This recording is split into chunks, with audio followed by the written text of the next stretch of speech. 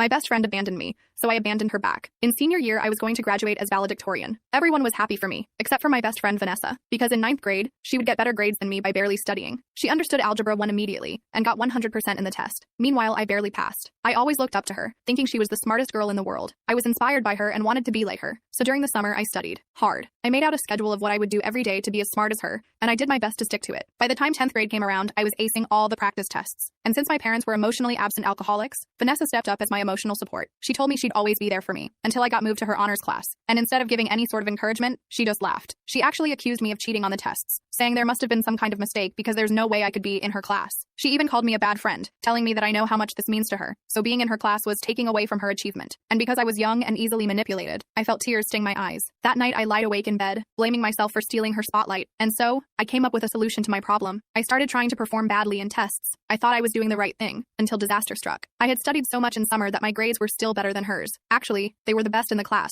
I tried to tell Vanessa I wasn't doing it on purpose, and even offered to help her study, but she lashed out. Every time she received a test that was lower than mine, she'd manipulate me, calling me a bad friend and threatening our friendship. I remember one specific test. I forced myself to barely pass, but she failed. I thought that now at least she'd see I wasn't trying to one-up her, but then the next day, I found out she sent fake screenshots to the teacher of me saying I cheated to get where I was. My teacher believed it, and to verify it, they forced me into a room and made me do 4 tests back to back, with no time to prep. Well, I did really well in every single one of them, getting above 80. Vanessa was red with anger. Even the teacher was so impressed he told me if I kept it up, I could be going to Harvard. I don't even know how Vanessa found out, but she did. And because she was on the student council, she ended up taking advantage of me. It wasn't even a slow escalation of events. Straight away, she told everyone I was sleeping with the assistant principal for higher grades. But because I was still ugly back then, no one even believed her. But instead of giving up, she tried even harder. Which is funny, because if she spent half the effort on ruining my life to instead improve her grades, maybe she'd be the one on her way to Harvard. Anyway, from 9th to 12th grade, she reported me for plagiarism, tried sabotaging my college applications, and even tried to burn my textbooks the week before a big exam. But instead of making me cry, it actually made me happy, because I stopped seeing her as my golden best friend who could do no wrong, and started seeing her for what she was,